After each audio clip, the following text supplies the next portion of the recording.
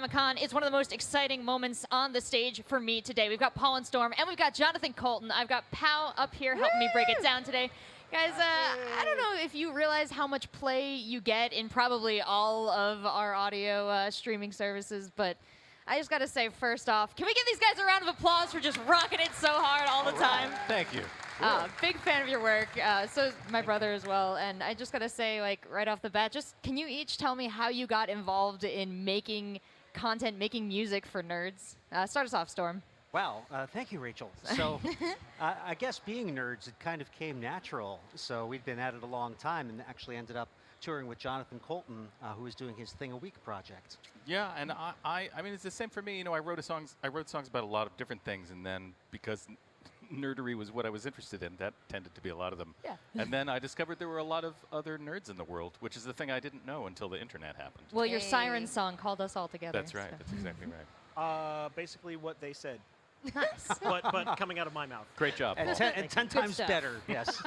I mean, would it be too far back to start off on Thing a Week and kind of where that set you up? Yeah, so that was, I wrote software for a living. I made a mistake and I got a job when I got out of college. Sucker. And I had that job for almost about 10 years. And I always wanted to make music instead. And then I quit my job to do that full time. And I didn't have any other plan except to just write songs and put them on the internet. So I did, for a year, I did a new song, recorded a new song every week and put it out.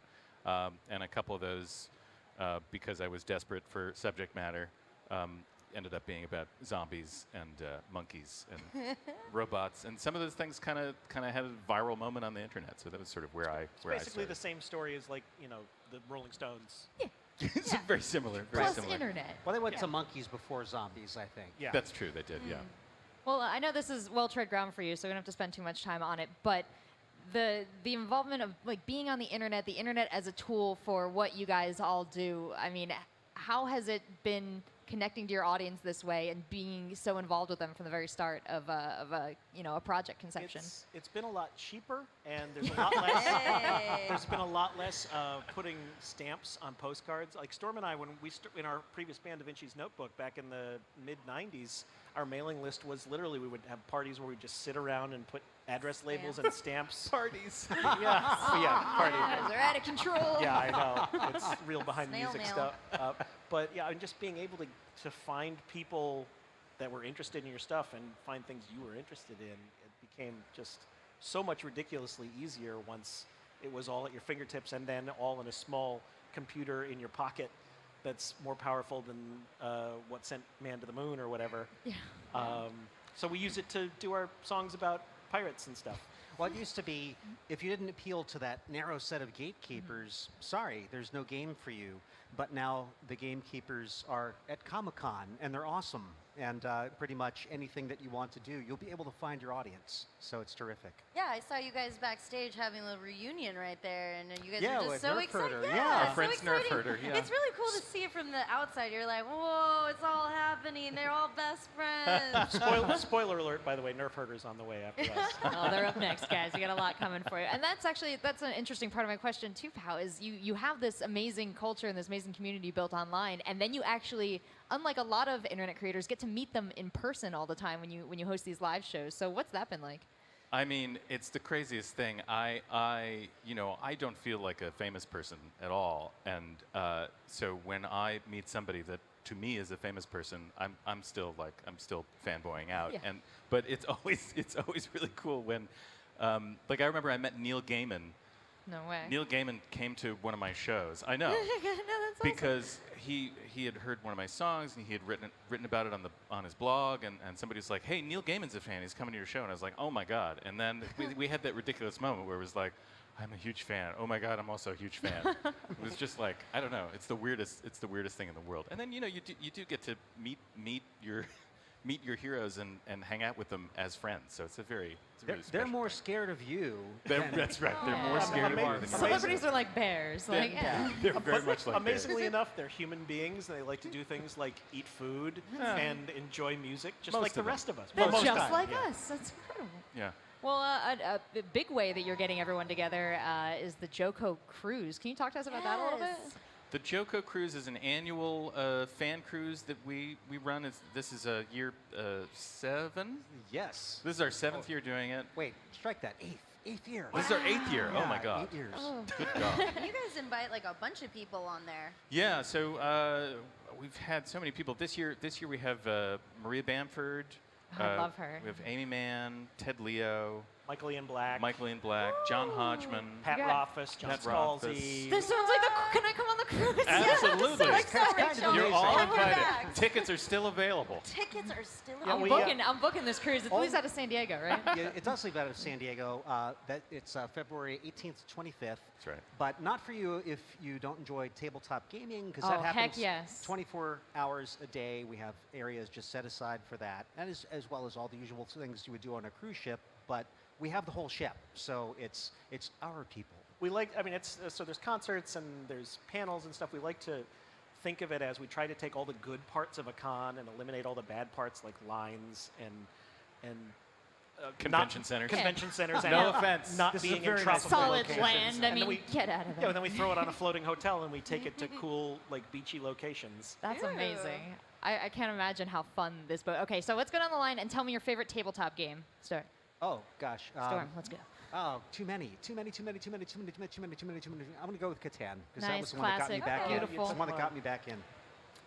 I have been playing. What the hell's the name of it? Now you've scared me. Now you've scared me out of it. What's the one? It's a cooperative game where the island is sinking. Forbidden Island. Forbidden Island. Yeah, I've been okay. playing that with my kids a lot. It's totally fun. Yeah, a friend of mine got it. I don't know. Does it count as tabletop if it's a card-based game? Sure, of course. Okay, we've been playing a lot of Guillotine lately. I had never Oh, seen very it, cool. and that one's a lot of fun. Yeah, is that one of the fast ones like Love Letter? No, it's love letter-ish. I don't think it's as fast as that per se, Okay. but it's kind of it's Uno, but with a guillotine at the end of it. Nice. Well, and you guys do. You're also online gamers as well, right? So, what have you been playing lately, Paul? I have been playing. I bought a new computer just to play PUBG. Oh. 'Cause I'm terrible that I way. know Dinners Player over Unknown here. is out there somewhere. I hope Is he's he? listening. Oh, where is he? A couple of them. I saw them. Yeah, I've been playing a lot of PUBG and Any chicken dinners? Yeah, I actually a team just last week we had 6 chicken dinners, including 3 in a row in one night. Never came Bang, close bang, to bang, that. bang, Hear bang. that, Sammy? But that and Destiny 2 I've been playing a lot of. Yes. Very Oh wait, cool. what class? What kind of- Warlock. All right. See, they're down talking gatekeepers. We're up here Yeah. like, what class though? Jonathan, what you playing? I have 2 young children, and they monopolize the television and also all my time. So I don't have a lot of time to play that stuff. And I should also tell you, if you see me playing online, it is probably my son using my account to get past the age restrictions. Do So not queue with Jonathan. please do. That's right. Although I will say that one of my favorite games of late is a game called The Witness, which is Yes. a puzzle game. Fantastic game. Oh boy, Did it you was get so past good. the island? I did. I got to the end. Yeah, I got to the end. Nice. But it's really cool puzzle solving game. I love Very it. cool. Storm, what are you playing? Currently, I've been out of the game, but literally having this discussion with Paul on the way over, getting ready to get a new gaming laptop just so I can get into PUBG. All right. I'm glad to hear it, man. It's an excellent game type. We are limited on time, so I want to give you each an opportunity. Just, is there anything that we want to majorly hit? Jonathan, you just had a new album come out this year. Yeah, I had an album come out. It's called Solid State. It's a concept album about how the internet sucks now. There's Timely. Yeah, an accompanying graphic novel Really? written by Matt Fraction and drawn by Albert Montes. Awesome. I did too much work, so please buy it. And Friday. Oh, and Friday, and we have a show. We have a show in Brooklyn, me and Paul and Storm, tomorrow night at the Bell House, and tickets are still available. Still available. And of course, Joko Cruise, jokocruise.com. I'm signing We're- up. we're This going. sounds awesome. February How 8th. we're going to this Going to cruise. this cruise. Great time. Ted Leo and the pharmacist, are they going to? I don't think he's just bringing Ted. the No, pharmacist. not all the pharmacists, Just an just Ted. intimate, Okay. private Ted Leo situation. Very nice. Bringing his pocket pharmacist. Travel pharmacist. They're in a Pokeball. That's right. Oh. Cannot discuss the inside of a Pokeball. Did you know that? We're not doing that right now. Anyway. Storm, anything No, else? let's go. That covers it for me. Thank you. That does. Well, gentlemen, it's been a real pleasure having you. Where can we follow you online to keep ourselves updated? You can go to paulandstorm.com and paulandstorm wherever you do your social medias, and jokocruise.com. That's right. And JonathanCoulton.com, at Jonathan Coulton, elsewhere. Great. Yeah. Paul? Still at paulandstorm.com and at These Paul guys and Storm. don't have their You're individual. well covered. No individual social No, media. they don't have any individual social media presence. It's Hey. No, we downright didn't- weird. Because one of us would end up with more followers than the other, and Yeah, it would be too cause sad. a vicious breakup. Solidarity. I right. love it. Well, thank you guys so much for your time. Thank you. Congratulations Thank you. on Thank you, everything Rachel. you're doing. Thank you for all your contributions to nerd culture. Guys, we're going to be right back with more music topics here.